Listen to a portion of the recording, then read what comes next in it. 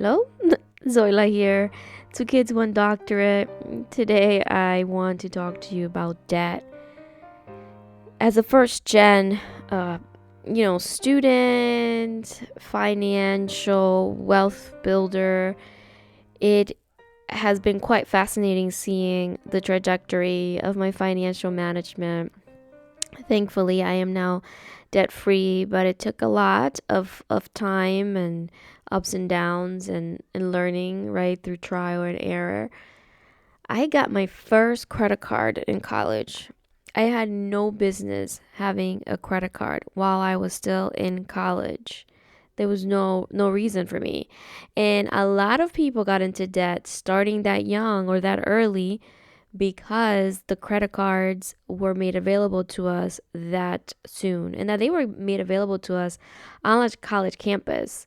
I do know now that colleges have refrained from bringing on banks onto a campus like they did before, during my college days, so that students are not getting into this awful debt so early on.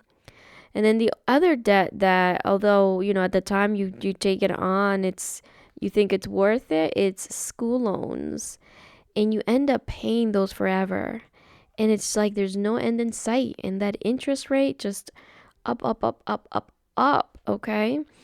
I remember when I was paying credit card bills and loan and car payment, I was devastated and pretty broke most of the time. I also remember having young children while still not clearing off that debt and just being like, how am I going to buy diapers this week? If you have kids, children are not cheap, especially when they're in that infancy stage and things are just.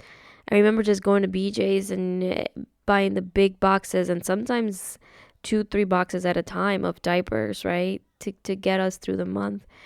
And those were really rough times. And I think part of the experience was layered on with my first gen experience of building my financial management skills on my own because, the US system was new to my mom and it's not something that we kind of had a handle on early on. And so I kind of had to learn through a lot of trial and error on my own.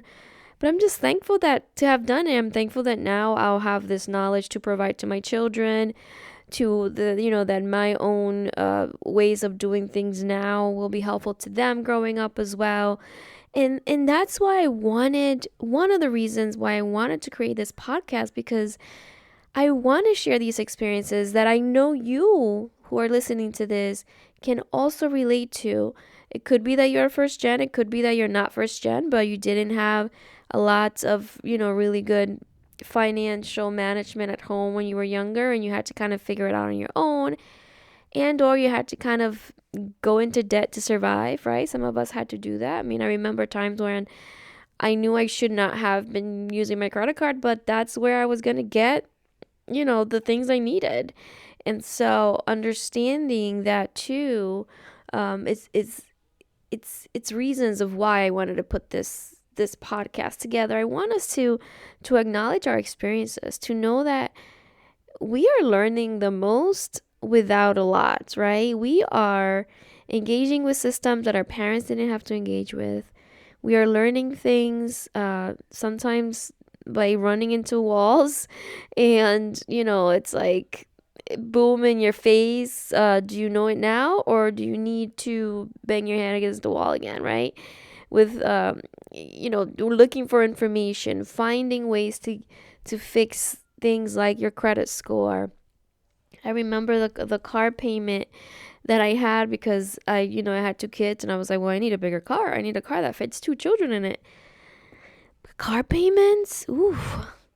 I feel that when I was making car payments, that was the time when I was just like, WTF, where's my money going?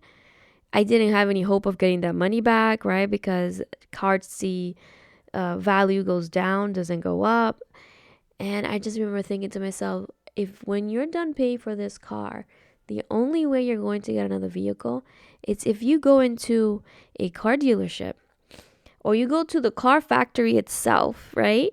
And you just walk in there with a briefcase full of cash and tell them, I want this car off the lot. Take it with you, pay it off right there and there, and don't have to worry about another payment. Because, woo, those car payments and that full coverage that you have to get on your car while you're still paying it, listen, okay? So, I want to say to you who's listening to me, if you've already been through it and you are on the other side and you are debt free, congratulations. And I'm going to give you an applause for that, okay? I hope you heard that. And if you're still in the process of wanting to get to the other side of living debt free, I have some inspiration for you, motivation and encouragement, and that is make a plan, start paying things off, stop charging things, and clear your mindset. Begin to have a better relationship with money, with debt, with finances.